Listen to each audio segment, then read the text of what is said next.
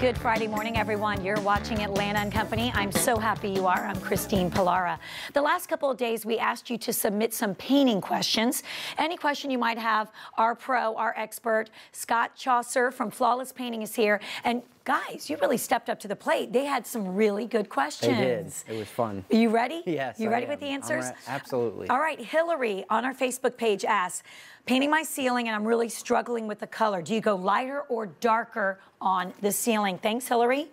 Well, Hillary, to answer this question for you, basically, depending upon the color that you've picked for the walls, if you've picked a mid to a dark base color on the walls, you want to go lighter on the ceiling to give it some, depth and diversion. But if you're going to go light on the wall, then give it some pop. You know, a lot of people on the ceilings will have some crown molding and decorative trim, and that really makes it pop and really, really does a good job. So generally speaking, what we do is we go a shade or two darker on the ceiling because people are not really putting, as we've talked color trends, yes, we're not doing those dark earth tone colors on the walls. We're doing light, crisp, and fresh colors on the walls. So maybe go a shade or two darker on the ceiling. On the ceiling. Excellent. Hillary?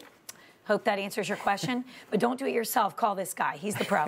All right, Devin, should the ceiling always be a flat paint, even though the walls might be semi-gloss for easy cleaning? So what's that answer? Okay, well, twofold to that answer. What I would do is put walls either in a flat or satin. You don't want to put them in a semi-gloss and have them too shiny. Oh. The semi-gloss on walls is only really used in a commercial atmosphere like a hospital or a car dealership where it really gets a lot of wear and tear. Okay. Second thing is you want the ceiling to be in a flat base paint. You don't want the ceiling to be shiny unless it's going to get a faux finish. You have to use a satin or an eggshell finish if you're going to faux the ceiling.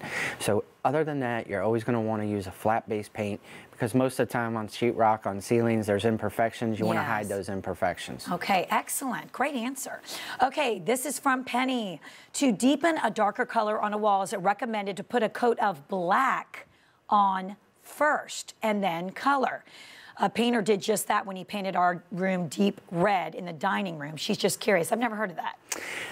When you're using a deep base color, then you're going to go from like a beige, or if we were painting over this yellow here in the studio and we were going to go to a red, or we're going to go dark brown or dark green, you probably want to put a tinted primer on it. Doesn't necessarily have to be black. It's usually gray.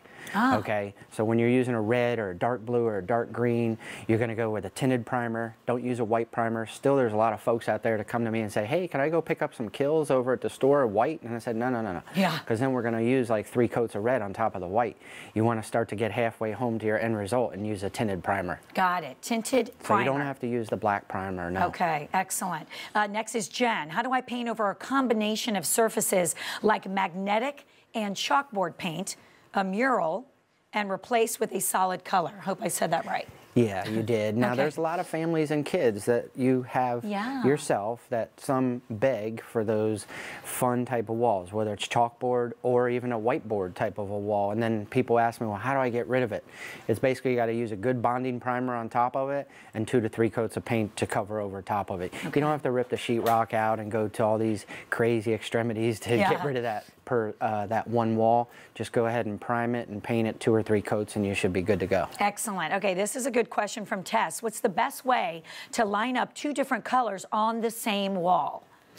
Well, it goes back to if you're real experienced like my painters are, sometimes we got good situations where you can make those cut-ins really crisp and clean. Yeah. Most homeowners can't do that because they're not doing it day in and day out. So you can want to use blue tape or frog tape, as they call it. Right. Real good tape, and you want to do your one color first, put that tape on beforehand, and then wait probably most of the day, if not one full day, till that wall gets good and dry.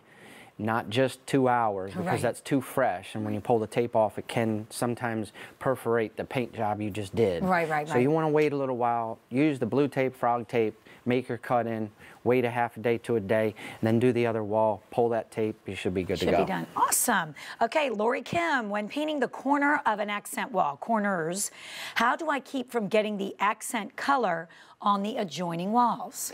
Well, this goes along the lines of, you know, us doing like an accent wall, and many homes have asked us, hey, I want to put this big wall, and it used to be the red, and then we would do the rest of the room maybe in a beige or such. Right. Well, some people are still doing that, and they ask me, and accent walls are great if you've got those 2-story foyers, 2-story great rooms, those big airy rooms. Yeah. If you have a small room, an accent wall kind of tends to close it in, and then that's all you focus on when you walk in that room. But to do that accent wall, again, you want to use that blue tape, because a lot of times the drywall lines going down those seams are not straight, they're crooked. Right. And that will drive a homeowner crazy. Yeah. And to try to get a straight line is very difficult. Okay, great. These are really good. Scott, you know what you're doing. I don't know if I've told you that. All right, let's see. Last question. Victoria, do painters charge by the hour, by the room? How does it work? Yeah, that's a great question, because we get asked sometimes, you know, how do we do our pricing? And we're a custom home painter, and it's a twofold question, you know. We charge by the room because we're a custom painter, and as we came into your house, you may want the ceiling, the walls, the trim done. Right. Okay, so it's not just about, okay, it's a 15 by 15 room. We don't know what kind of trim package you have in your room. Right. You could have crown molding, you could have wainscoting, you could have beadboard, you could have a chair rail, you could have 5 windows, you could have 1 window. Right. We don't know. That's why we always say, well, we need to come out and see the project, see the condition of the room, see what it's all about. But along those lines is it's all done by the job. Yeah. The only time I've ever done anything by the hour is if somebody asks me, and if it's a really small little piece or component we got to come in and do, I say, okay, I'll charge you 5 hours to go ahead and do it, and here's what the rate is. Generally, our rate is going to be about 25 bucks an hour. That seems like a lot, but when you're paying people and your company, that's kind of what you're looking at in terms of a rate per hour. But generally speaking, we never go by that. Okay. And so that's the answer for that question. All right, and Lance says we actually do have one last time for Zach. So glad we fit you in, Zach. How do you charge if you find out that after applying the first coat, you have to apply a second coat? That just happened to us. Well, this is a great question, because this is where people have said to me, you know, they got burned by the painters. Okay, the painters will come in, and this is what I face on a week in and week out basis. We always say we're going to do 2 coats of paint. I don't care if the walls were just painted 6 months ago or 6 years ago. To really have it look nice and perfect and picturesque, you want to do 1 heavy coat and a quick second coat to get your uneven strokes all laid out perfect. Second thing is that's how some painters charge a lesser expensive price. They'll go, Christine, well, the room's going to be 250 bucks.